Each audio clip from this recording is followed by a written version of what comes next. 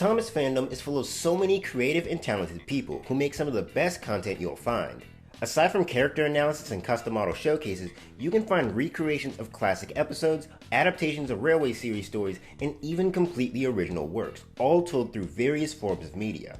It truly is a good time to be a part of this fandom, because back in the early days of YouTube, Thomas content was far and few between. During this time, you'd find Thomas music videos set to various copyrighted songs and poor quality uploads of episodes. There were some episode recreations and original stories, but their production quality was nowhere near today's standards. The most notable fan content you'd find were things like Thomas Blows His Stack and Thomas in the Killer Car. But no video was probably as impactful to the Thomas community as Thomas and the Mad Bomber. If you're unfamiliar with this video, here's a recap, although I do recommend you watch the video yourself. In this twisted take on Thomas and Friends, a bomber takes out the line to the coal mine along with Thomas, putting everyone on edge. Cameras are handed out as a security measure and the engines decide to hold a film contest. Meanwhile, the spiteful Diesel Andy is determined to show how obsolete the engines are. After a couple of weeks, the engines show off their videos, and Thomas's video reveals a bomb on the turntable. Thomas takes the bomb and disposes it at Andy's shed, sending the two of them up in flames. Luckily, Thomas was able to be saved, and the identity of the bomber was revealed to be none other than the Fat Controller. Except not really, but we'll get to that later. This video is truly one of a kind. Being one of the first Thomas fan videos, it holds a special place in the hearts of many Thomas fans, and it's not hard to see why. The story it told was compelling, the look was very professional, and its use of pyrotechnics set it apart from everything else. The story behind the video's creation is very fascinating, but even more fascinating is the legacy that came from this video. So sit back as I go over the history of Thomas and the Mad Bomber.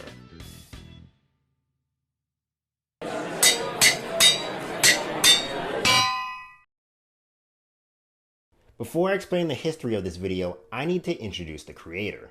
Hello, my name is Leo, and I'm the maker of Rolling Stock. Leo Henry, otherwise known as Leo Kim Video, is an Australian filmmaker and pyrotechnician, who, in the year 2000, made Mad Bomber in his garage. Growing up in the late 60s, Leo developed an interest in filmmaking and special effects, from watching Jerry Anderson shows such as UFO, Space 1999, and most notably, Thunderbirds. If you're familiar with Anderson's work, you'll know that it tends to be quite explosive.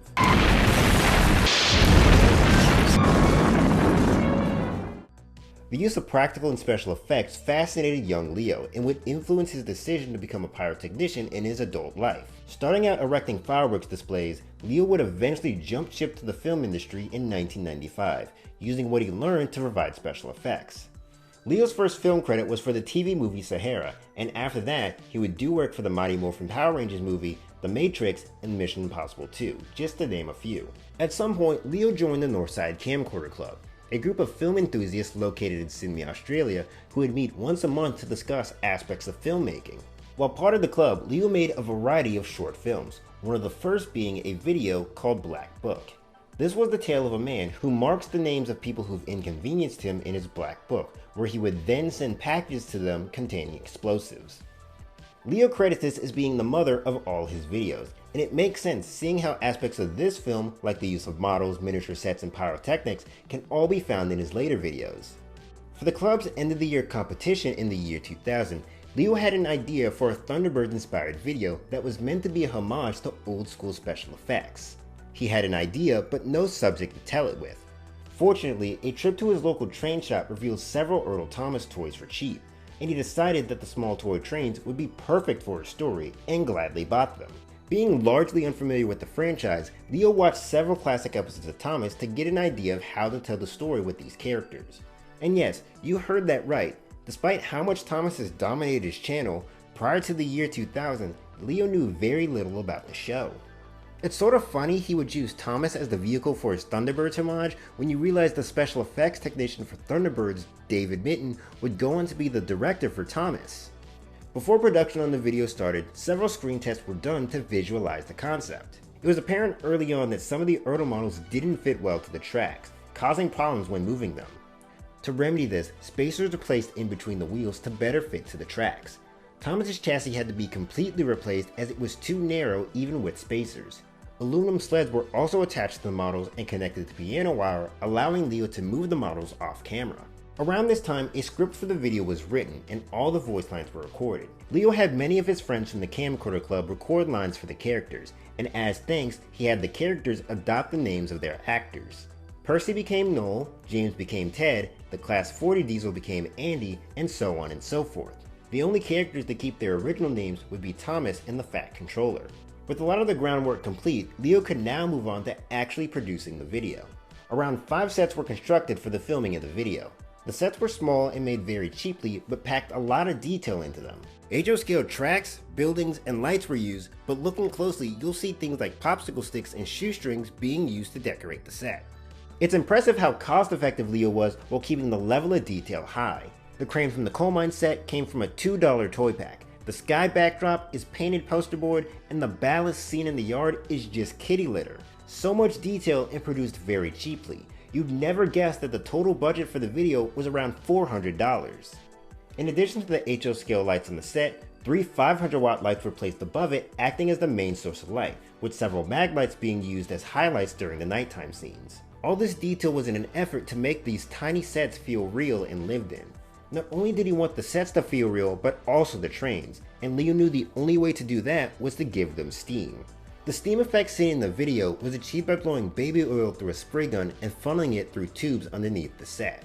The video was filmed using a Sony Digital 8 camera and was often flipped upside down to get a better point of view of the trains. For any panning shots, the camera was attached to an overhead rail and moved across the set. And of course, there are the explosions. Leo's background in pyrotechnics came in handy when providing us with fully authentic explosions. Shots like these required multiple takes and several stunt Thomases, as the explosions would leave the models quite damaged. Once all the footage was captured, everything was put together using Adobe Premiere version 4.2, with Adobe After Effects version 4 being used for special effects. And after 8 months of work, Rolling Stock Episode 1, Mad Bomber, was complete and screened for about 100 people at the Camcorder Club in Sydney. Despite titling it Episode 1, Leo never planned to continue the story. So after the screening, the sets and models were packed away and the video left on his shelf awaiting the day it would be played again.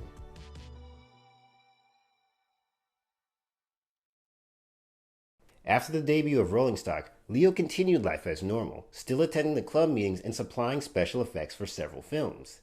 In 2005, a certain video sharing website would hit the scene, and while going under the radar of most people, some would start to use it as a repository and upload old videos for preservation. As the site became more popular, many of these videos would become viral sensations, drawing many new people to the platform. Leo had become aware of the popularity of YouTube and was curious about how the platform worked, so Leo decided to make a channel and find out. And so, on February 2nd, 2007, the Leo Kim Video channel went live and uploaded its first video, Jet Engine Backyard, the following day. It was then on the 4th that Rolling Stock was uploaded for the world to see.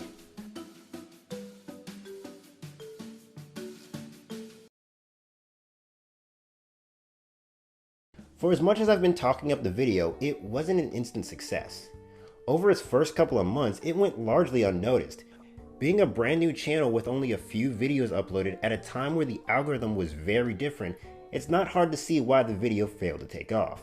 Rolling Stock had yet to find an audience.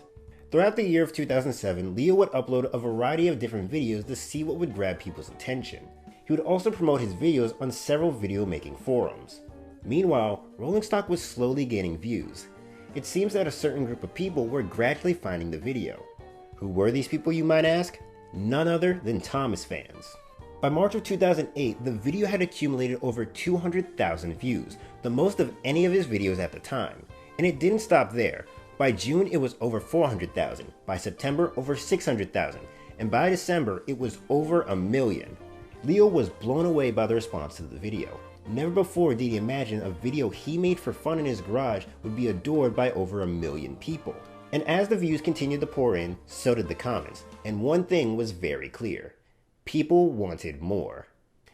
As previously stated, Rolling Stock was a standalone video created with no intention of sequels, but with the continued growth of the video, Leo couldn't ignore the demand for more Mad Bomber.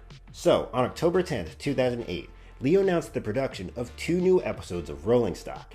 The news was revealed in a production blog for Episode 2, which revealed several details about the episode's production. Episode 2 was tentatively titled Return of the Mad Bomber, with Episode 3 currently being untitled.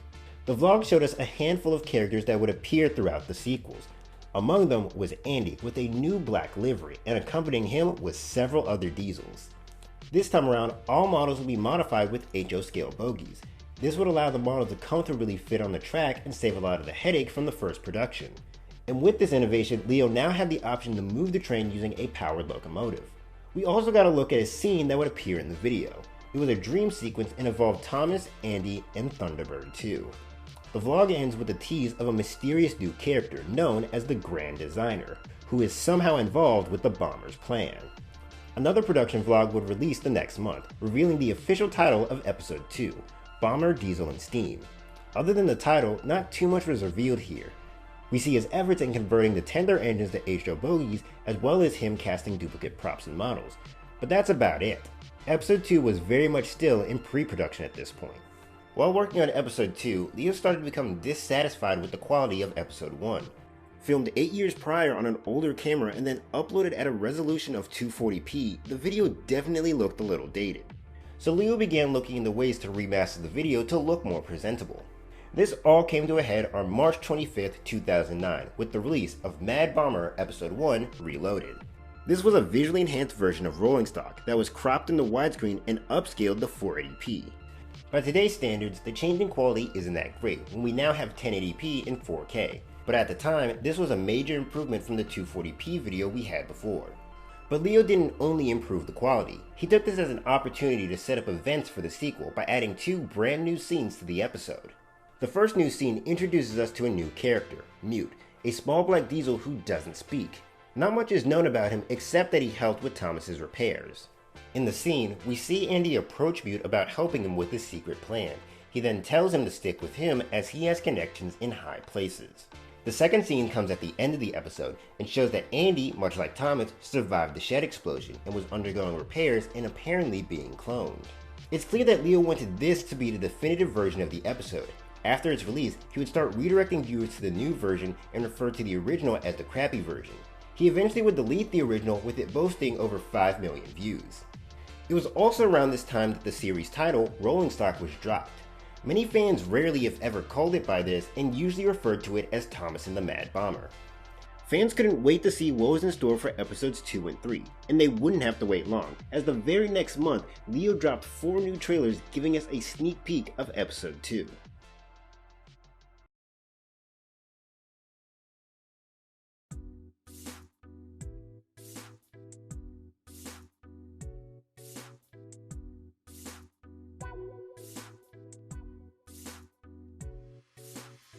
The first trailer, titled A Dream to Remember, shows us the dream sequence mentioned in the first vlog. It starts out with Thomas being repaired after the bombing before fading to his dream.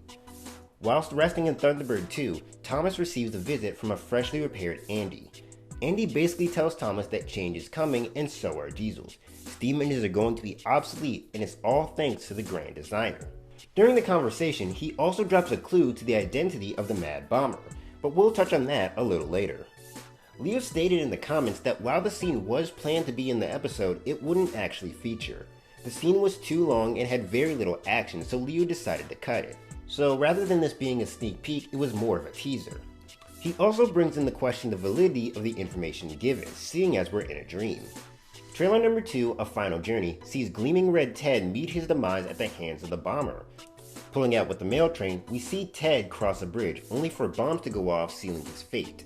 Since the production of episode 1, Ted's voice actor and namesake unfortunately passed, and rather than recast him, Leo decided to write off the character.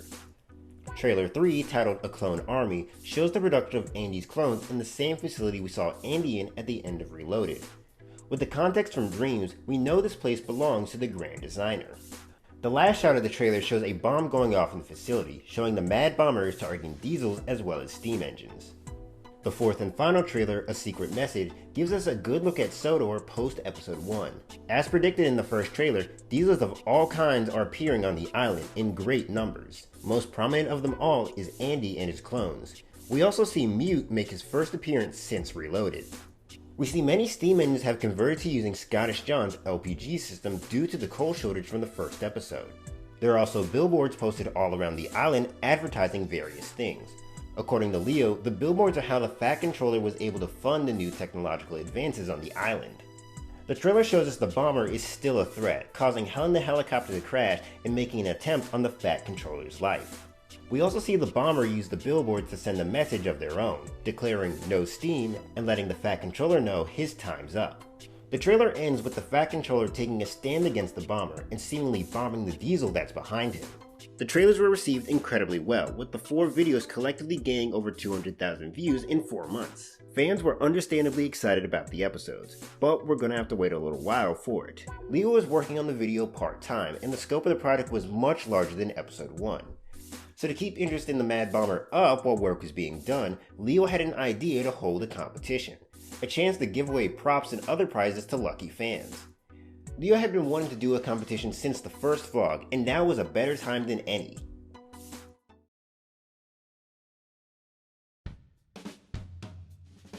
So, on April 29th, 2009, the Mad Bomber video competition was announced, with there being 2 sides of the competition.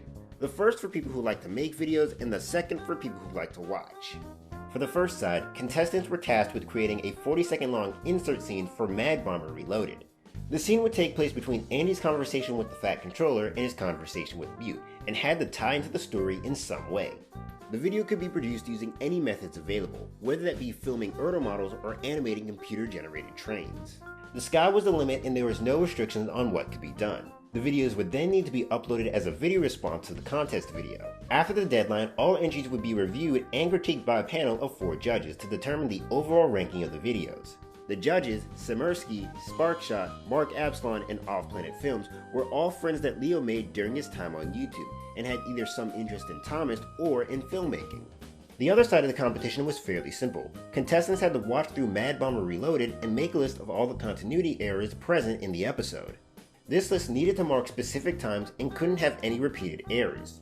You then need to report your number of errors found along with who you thought the Mad Bomber was in the comments of the video, where Leo would then message you and ask to see your list. Participants were given until July 31st, about 3 months, to submit their entries to either side of the competition. So those are the rules of the contest. Now what about the prizes? Initially there were only 12 prizes up for grabs, with the top 3 prizes being reserved for the winners of the video competition, 7 prizes going to the winners of the watching competition, and 2 prizes going to random participants. Leo decided to later expand the prize pool to give 12 prizes to the winners of the video competition, bringing the total number of prizes up to 21. Nearly all prizes came with a Mad Bomber DVD and some kind of Thomas merchandise, whether it be Take and Play, Tomy, or Ertl. A Mad Bomber cap was also included in most of the video competition prizes. But the top 3 prizes were something special. The third prize for the video competition came with an Ertl Thomas in Ertl Fat Controller's car and the bomb-damaged Andy used in episode 1. Second prize came with an Ertl Thomas in Ertl, Andy, and Clarabelle and the bomb-damaged Thomas used in episode 1. And the first prize came with an Ertl Thomas signed by the Mad Bomber, an Ertl Fat Controller's car, and a piece of the coal mine set used in episode 1, with Thomas and coal trucks included. First prize would also get 2 weeks autoplay on Leo's channel and a billboard of their own in episode 3. So fans would vehemently work on their submissions until the deadline came in July, and then the judging process would begin. The watching competition was the first to be completed. Around 35 people entered, however only 20 responded when asked for their list. In total, there were around 25 errors present in Mad Bomber Reloaded. And the winners were Off Track Productions in 3rd place, Percy and Billy Fan 828 in 2nd place, and You and a Kid Hog in 1st place. I wasn't able to find the number of goofs each winner found, but I can at least say no one found all 25. The video competition finished judging about 2 weeks later. One interesting thing about the winner video is that Leo included a short scene to demonstrate the importance of a script. While the events of this video are likely non-canonical to the story, it does give us some insight about the grand designer. We learn that he is the creator of all the engines, which does give some context to some scenes and gives you an idea of his position. Anyway, this side of the competition was definitely the one most people were interested in, seeing as there were around 88 submissions. Before I get into the winners, I just want to highlight some of those submissions. I think there are just so many great entries that deserve some love. Knapford Harbor created a wonderful submission in Trains that shows Ted discovering Andy's diesel factory. Suspense is gradually built throughout the sequence as we watch Ted find the facility and then be discovered by the diesels. The suspense reaches its peak when a diesel appears from underground as Ted tries to reverse. The best part is that no dialogue is used whatsoever. This is a story told through the visuals and music alone. The entry from Miss Oliver Blossom gives me a bit of nostalgia, as he was a fairly popular YouTuber back in 2008, and I remember watching some of his videos. In his entry, we see Noel discover that Diesel 10 is the one behind the bombings. The video is both dramatic and very typical of the type of video that he used to make. And then there's the audio entry from New Controller 01. An odd entry for sure, but a very interesting one nonetheless.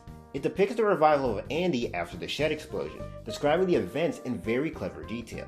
It's a shame it's so short, as the audio feels like a small excerpt from a much larger novel. But anyway, on to the winners. Each entry was judged on a scale out of 50 points, and these three scored the highest out of everyone in the competition.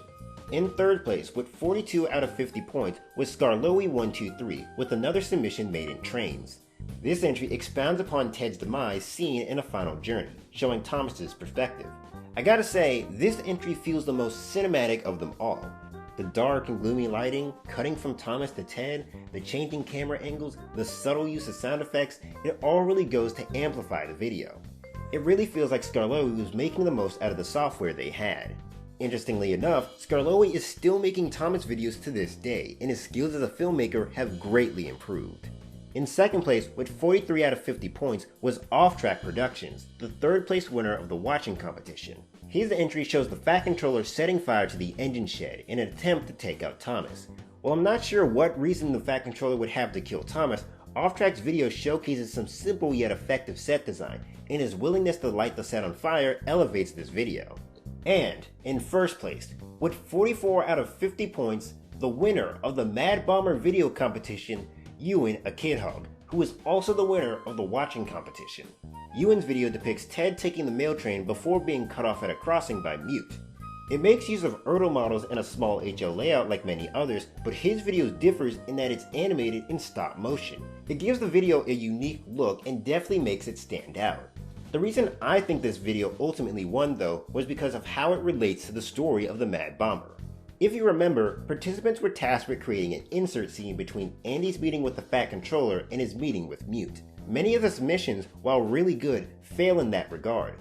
Imagine you're watching the Mad Bomber, and after the conversation with the Fat Controller, it cuts to a scene about Ted being blown up, and then cuts back to the episode as normal. That would be very jarring and confusing, but Ewan's entry fits nicely between those scenes. And with that, the Mad Bomber competition was concluded. The winners would receive their prizes over the coming weeks, and Leo would continue his work on episode 2. Following the contest, we'd get the deleted scenes from episode 1 in widescreen, a tutorial on how to convert Thomas toys to HO bogies, and a compilation of behind the scenes videos. But after that, updates on the Mad Bomber slowed significantly. Leo would continue to upload to his channel, but rarely made mention of the Mad Bomber. His bio at one point mentioned an important video taking longer to make than expected, but that was later removed. Fans were obviously curious about the status of Mad Bomber, and would often ask about it in Leo's comment section. But these comments went unanswered. Fans could only speculate what was going on. Was the project on hiatus? Was Leo just taking his time? It wouldn't be for another 3 years till we finally got an answer. On March 31st, 2013, Leo uploaded a behind-the-scenes video of the Dreams trailer, the first new Mad Bomber content we'd received in years. Unfortunately though, this video confirmed our worst fears. Mad Bomber episode 2 and 3 were in fact cancelled. Leo would upload 5 more behind-the-scenes videos throughout the rest of the year. In these videos, we'd get insight into what happened to the project. According to Leo, there were several people who were not happy with his use of Thomas. They claimed that he was ripping off the franchise and called the videos unoriginal. These comments persisted throughout the sequel's production and only became louder and more abundant until eventually Leo had had enough. Leo once said that fun is the key to making something which takes so much time. There's no point in making something if fun is not part of the experience. And unfortunately, making Mad Bomber was no longer fun to him. While this was a big reason he stopped making the episodes, I doubt it was the only one. Leo had gone through several unpleasant experiences while on YouTube, from people sending him rude comments and death threats to receiving false copyright claims. On the note of copyright, there's also the fear of being legitimately claimed. If he did finish and upload the video, Hit Entertainment could take down the video if they wanted. You're probably well aware of how flawed YouTube's copyright system is, but in the 2010s, it was much worse. Another Thomas-related video, Transformers, had already been taken down, and Leo didn't want his video to suffer the same fate. So Mad Bomber Episode 2 was no more, and the sad part is it was so close to completion. Apparently Leo had completed about 70% of the episodes before cancelling the project, only needing to film the ending and other various scenes. I can't really blame Leo for cancelling the project, but it is disappointing that we never got to see everything come together. The story was looking to be an exciting one, but we'll never truly know how the story would have played out. All we can really do is theorize, and that's what I plan to do. With all the trailers, behind the scenes content, and comments from Leo, we can try to piece together what the lost story of the Mad Bomber would have been. This is just speculation based on the information I have available, so forgive me if there are any large leaps in logic or any dangling plot threads. Also, this is strictly covering Episode 2, as we basically know nothing about Episode 3. Anyway, here's how I think the story goes.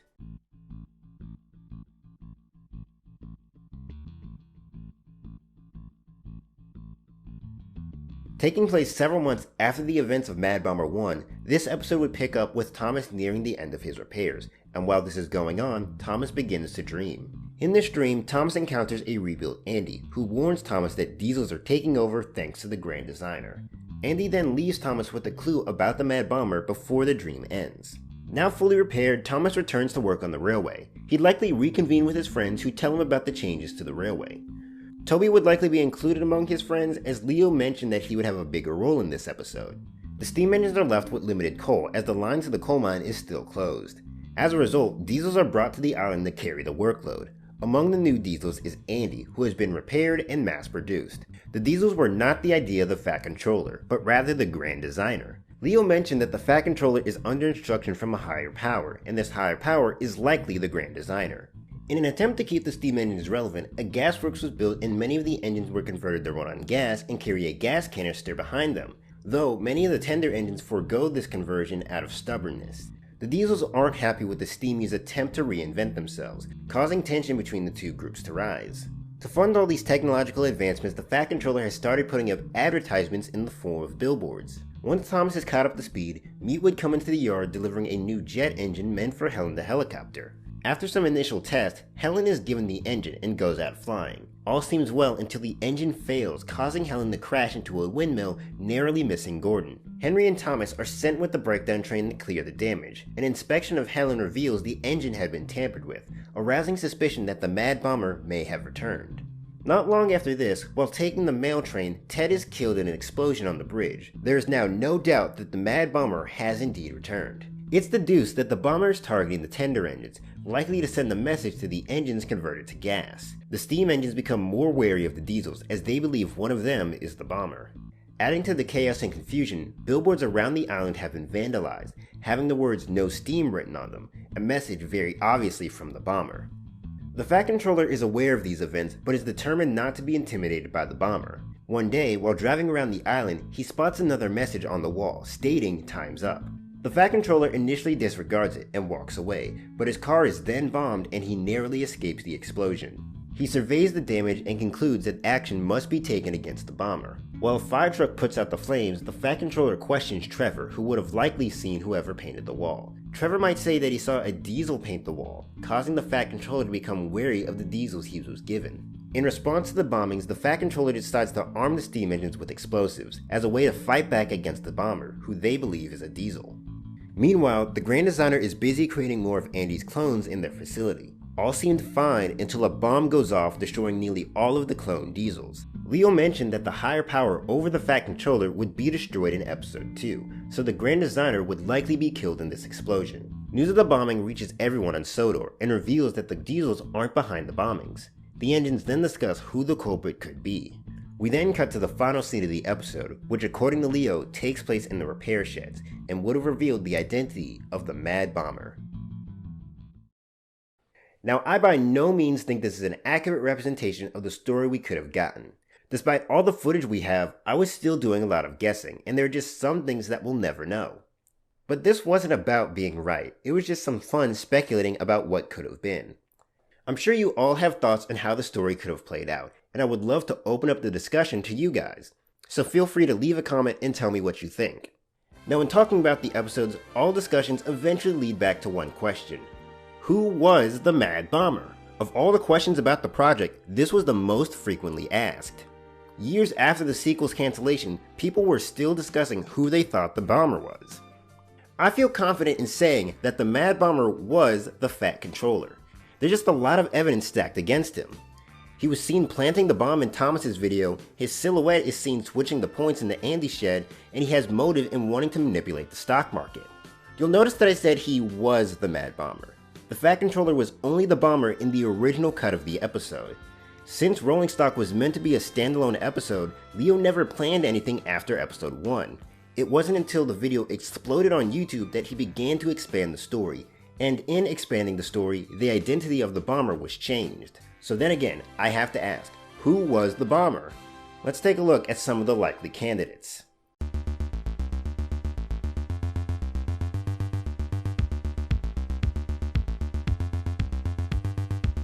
Everyone's prime suspect for being the bomber was Andy Diesel. Throughout episode 1, Andy was very vocal about his disdain for the steam engines, and was in general a suspicious character. In Reloaded, we even see him talk about a secret plan to Mute. What is this secret plan? Possibly bombing Sodor. Speaking of Mute, he is another worthy candidate. Mute was not in the original version of the episode, and was retroactively added in Reloaded. He is also present throughout the 4th trailer. Considering Reloaded was meant to set up events in episode 2, you can't help but think that Mute has something to do with the bombings. The paint smudge on his driver's cab is also the same color as the writing on the walls in Secrets. Leo even commented once saying that he was someone to watch. Trevor is an interesting suspect because he's not much of a character. No screen time is dedicated to him, and he isn't even named in the episode. But Trevor makes an appearance at nearly all the locations of the bombings. When Thomas is bombed at the potato farm, Trevor is there. When Helen crashes into the windmill, Trevor is there too.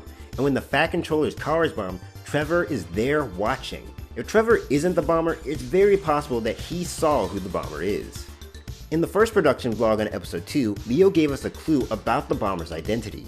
In the description of the video, he mentions that the bomber is an evil twin. With this in mind, Andy, Mute, and Trevor are out as prime suspects. As far as we know, neither of them have twins. Andy does technically, but his clones wouldn't have appeared until after the bombing started. So who else could it be?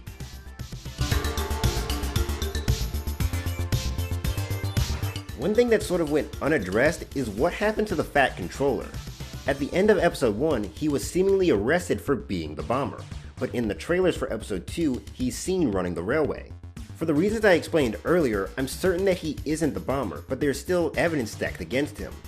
If he is the bomber, why is he free in episode 2? And if he isn't, why was he seen in Thomas's video? Well, in Secrets, there are several shots where 2 Fat Controllers are present on screen. Whether this doppelganger is a clone or a twin, it's possible that the second Fat Controller was responsible for the bomb placed at the shed, likely as an act to frame the original Fat Controller. The only thing against this is that Leo said that some of the footage was shot just for the trailer. But this is irrelevant, as the bomber can't be either of them. I mentioned earlier that in dreams, Andy gives Thomas a clue to the identity of the bomber. If the dream is to be believed, this is a pretty significant clue. I suppose you want to know who the Mad Bomber is? Well, here's my tip. He looks just like you.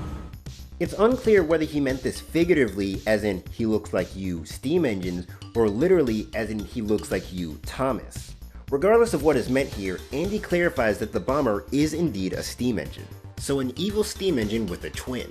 Knowing this, we can confidently cross off Andy, Mute, Trevor, and the Fat Controller, as they either don't have a twin or are not steam engines. This only leaves a handful of potential suspects. These 2 are minor characters in the story and don't receive much screen time, but they are steam engines and they are twins. It's never specifically stated that they are twins, but I think it's implied as they are literally identical. The only thing against one of them being the bomber is their lack of motive. Like I said, they don't receive much screen time, so it's hard to say why one of them could be the bomber. On top of that, Alan could barely work his camera, so I doubt he could figure out a bomb.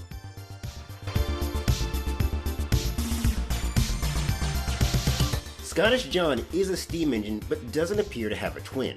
Although looking at the cast of characters, there are 2 engines that could potentially be his twin, Chris and Wilson. Chris and John are both saddle tank engines, but that's where the similarities end. They have a different number of wheels, a different cab, and a different boiler shape. But in the opening credits of the episode, Chris and John are paired together, which is a strange occurrence when you realize that Alan and Earl, characters who are literally identical, aren't. So I think there is some merit in saying Chris might be his twin. But Wilson actually shares more in common with John than Chris. You see, John and Wilson's Ertl models are repaints of each other and are perfectly identical. All this is to say that John potentially has a twin, and John, unlike Alan and Earl, also has a motive. In the wake of the bombing, John uses his video in the contest to advertise LP gas as an alternative to coal, and in episode 2 we would have seen most of the engines converted to gas. It's possible that John bombed the line to the coal mine to scare the railway into using his gas. I used to believe that the bomber could only be Andy, due to him generally being a bad guy, but looking at all the evidence, I think Scottish John is the most likely candidate. He meets the criteria well enough and he has a pretty solid motive. But this is all just speculation. Without confirmation from Leo, we'll never know the true identity of the Mad Bomber. This is just one of the many mysteries about the project that will never be solved. Or at least, that's what I would say, because we did actually get the answer to this question. In May of 2021, Leo, out of nowhere, decides to comment on a video by Tons of Trackmaster and reveal who the bomber was. And as it turns out, the Mad Bomber was Bluebell. Who's that? Bluebell is a steam engine preserved on the Bluebell Railway. They made a cameo in Reverend Audrey's Railway series and eventually received an Ertl model of their very own. If you're like me, you probably don't remember a character named Bluebell appearing in Mad Bomber, and that's because technically they didn't. Bluebell never made an appearance in an episode proper, but they were seen in the background of the production vlogs. Looking at the criteria, Bluebell meets every requirement to be the bomber. 1, they're a steam engine. I don't think anyone's gonna argue with me on that one. And 2, they're a twin, specifically Thomas's. Both Bluebell and Thomas's models are identical to each other, with the only difference being their paint and Bluebell's lack of a face. This clears up what Andy meant back in Dreams. The U in his statement refers to Thomas specifically and not steam engines. But knowing all this, how can Bluebell be the bomber if they never appeared in an episode? What possibly could their motive have been? Well, Bluebell's motivation lies in jealousy. It seems that at one point, Thomas was chosen over Bluebell. Their lack of a face made them undesirable, so they were repeatedly passed over in favor of engines that had faces. Bluebell wanted so desperately to have a face and be chosen, but that never happened and Bluebell grew bitter. And so, under the guise of Mute the Diesel, Bluebell began their reign of terror, bombing the island of Sodor, starting with the engine they hated the most, Thomas. When this was revealed, the Mad Bomber fandom lost their minds. The bomber was Bluebell, and Bluebell was disguised as Mute? It made so much sense, but we never considered it.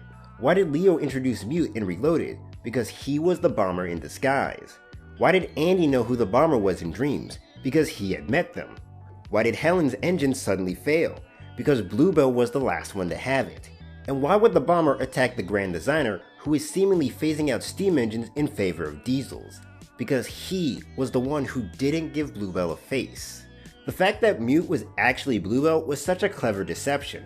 With all the clues Leo had given, there was no way that Mute could have been the bomber unless you realized that Mute wasn't a diesel. There's actually a small detail about Mute that gave away that he wasn't a diesel. You'll notice that Mute blows steam from under his chassis, rather than smoke from a vent like we see with Andy. Imagine that someone, I like to think Toby, noticed that the paint on the billboard matched the paint on Mute's driver's cab, and this is what led to the reveal of the Mad Bomber. Bluebell being passed over for other engines was meant to be a nod to the fact that Bluebell's Ertl toy didn't sell as well as others. To quote Leo, "I've always had a curiosity related to peg sitters. When Ertl toys were on the pegs, there were always stacks of Bluebells not selling. The poor Ertl engine without a face, but looked just like Thomas. Imagine the anger building in Bluebell to be faceless amongst the other toy trains that had faces. That anger would be the motivation to be the Mad Bomber." And that's about it. I've covered pretty much everything regarding Thomas and the Mad Bomber. Since working on Mad Bomber, Leo focused his channel around toy reviews, mostly covering Thomas toys but occasionally covering other franchises. And despite having some troubles with YouTube over the years, he's still going to this day. He's amassed quite the collection of Thomas toys doing these reviews. Among them are his Ertl models. While not used as often as they used to, they occasionally do make appearances in his videos. Over 10 years since the original video was uploaded, fans are still hoping that one day Leo will decide to finish the sequels to the Mad Bomber. I honestly don't see this happening. The project consumed a lot of his time and caused him much stress, and he seems very content doing his toy reviews. I remember messaging Leo back in 2013 and asking if he'd ever come back to making Mad Bomber. I don't have access to the message anymore, but he essentially said that he had no intention of bringing back the project, but hoped that fans would see how he made videos and would make videos of their own, continuing the legacy of the Mad Bomber. And I believe that Leo's desire did come true. Since the video's cancellation, there have been countless fan projects about the Mad Bomber, spanning from remakes of episode 1 to continuations to the creation of custom models. The Mad Bomber fandom is still thriving to this day. The amount of people who reacted to the news of Bluebell being the bomber is proof enough. There's still so much love for this video. I mean, heck, I just spent the past 40 minutes talking about this obscure video made in the year 2000. This video obviously means something to me. But more than that, Mad Bomber had a huge impact on the Thomas community as a whole. Mad Bomber being one of the first Thomas fan films would go on to inspire many to create their own fan videos. Half the reason Leo did his Mad Bomber contest was to give exposure to these talented filmmakers. I think Thomas Wooden Railway on Twitter said it best. Leo started a Thomas fan project movement that is still chugging along to this day. It just goes to show that a little video can go a long way. Thanks for watching my retrospective on Thomas and the Mad Bomber. This is the longest video I've made to date, and I really appreciate you watching to the end. Mad Bomber holds a special spot in my heart, as it was one of the first videos I saw on the internet, and it played a big part in me wanting to become a filmmaker. I followed the developments of the Mad Bomber almost all the way through. I was there for the Mad Bomber competition, I was there when the sequels were cancelled, and I was there when the Mad Bomber was finally revealed. These events were truly something amazing, and I really hope this video was able to convey that. The amount of work and dedication Leo put into this project was truly incredible, and even though the project was eventually abandoned, the small glimpse that we did get was inspiring. Leo, if you're watching, I want to thank you for creating Rolling Stock in the first place. You have no idea what this video means to me and the entire Thomas fandom. And if there's any information I got incorrect, leave a comment below and I will pin it to the top of the comment section. Anyway guys, this is where I'm going to end the video for today. I hope you guys enjoyed, and I thank you for watching. Alright guys, bye.